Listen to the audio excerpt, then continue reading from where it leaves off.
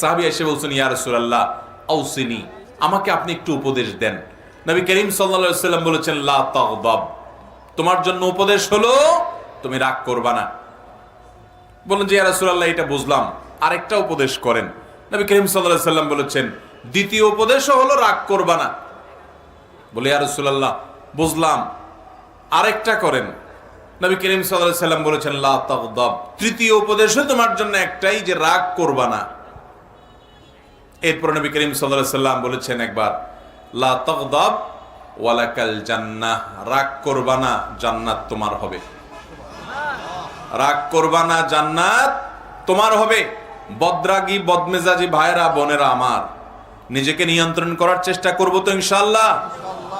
মনে রাখবেন, রাগ আসলো আর ছেড়ে দিলেন যেখানে সেখানে, মাত্রা জ্ঞান রাখলেন না কার সামনে কোন জায়গায় কতটুকু রাগ ছাড়া যাবে, কতটুকু রাগ ছাড়লে আপনার মুখ খারাপ হবে না, আপনার দ্বারা আল্লাহর হারাম কাজ হবে না, গুনাহ হবে না, আল্লাহর সীমা লঙ্ঘন হবে না, সেই মাত্রা জ্ঞান রেখে পরিমাপ করে করে রাগ জাহির করতে হবে, নিজেকে নিয়ন্ত্রণ করতে হবে। নবী করিম সাল্লাল্লাহু আলাইহি ওয়াসাল্লাম বলেছেন, সবচেয়ে বড় বীর বাহাদুর হলো যে ব্যক্তি রাগের সময় নিজেকে নিয়ন্ত্রণ করতে পারে।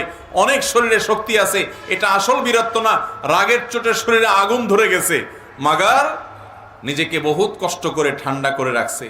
রাগ নিয়ন্ত্রণ করতে পারে না দেখে ওই জায়গা থেকে বের হয়ে গেছে।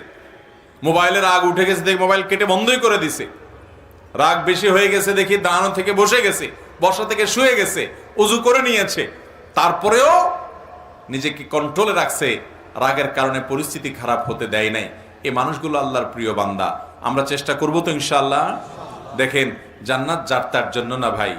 বদমেজাজি হটমেজাজি রাগের চোটে যা তা বলেন, যা তা করেন, আপনার জন্য জান্নাত নয়। অতএব যুদ্ধ করব তো ইনশাআল্লাহ।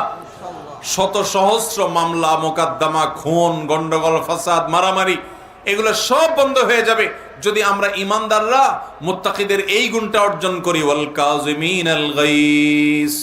চেষ্টা করব তো রাগ নিয়ন্ত্রণ করার ইনশাআল্লাহ।